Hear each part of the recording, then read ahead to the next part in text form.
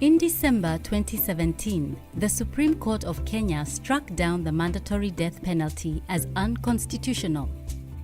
But what does this mean? It does not mean that people can no longer be sentenced to death. It simply means that the death penalty cannot be the only possible punishment. Previously, an offender would automatically be sentenced to death if convicted of certain crimes, including murder and robbery, or even attempted robbery where they used violence, carried a weapon, or committed the crime with another person. It would not matter if they had never committed a crime before, they were a young mother, they had only stolen a chicken.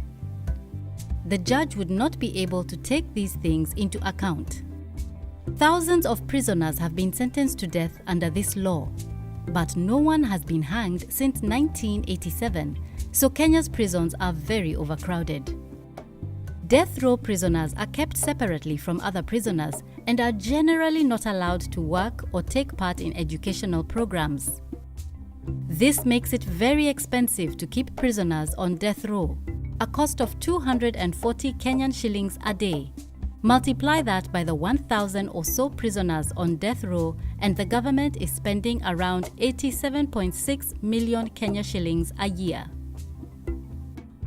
Many of these prisoners are not a threat to society and do not need to be there. Take Irene. Irene is 48 years old. She has spent the last 18 years in prison after being sentenced to death for helping to plan a robbery. She wasn't even at the scene of the crime.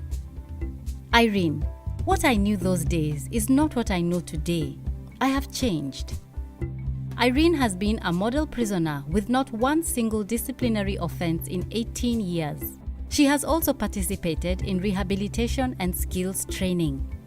Wilson was just 19 years old when he was sentenced to death for allegedly taking part in a robbery, a charge he has always denied.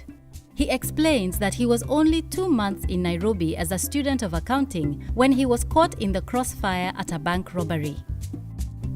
No one knew me. I had no one to vouch for me. Wilson has served 22 years in prison, during which time he has completed a law degree with the support of a judge. There are many others in similar positions. The Supreme Court found the mandatory death penalty unfair because it did not let prisoners like Irene and Wilson give reasons why they should not get the death penalty. The ruling follows decisions by many other courts around the world that have rejected the mandatory death penalty. Judges will now be able to decide whether to impose the death penalty or whether to impose a sentence of imprisonment instead. Prisoners sentenced to death under the old law will be resentenced. For the first time, the judge will be able to consider all the details of their cases. Those who have served sufficient punishment and pose no threat to society may even be released.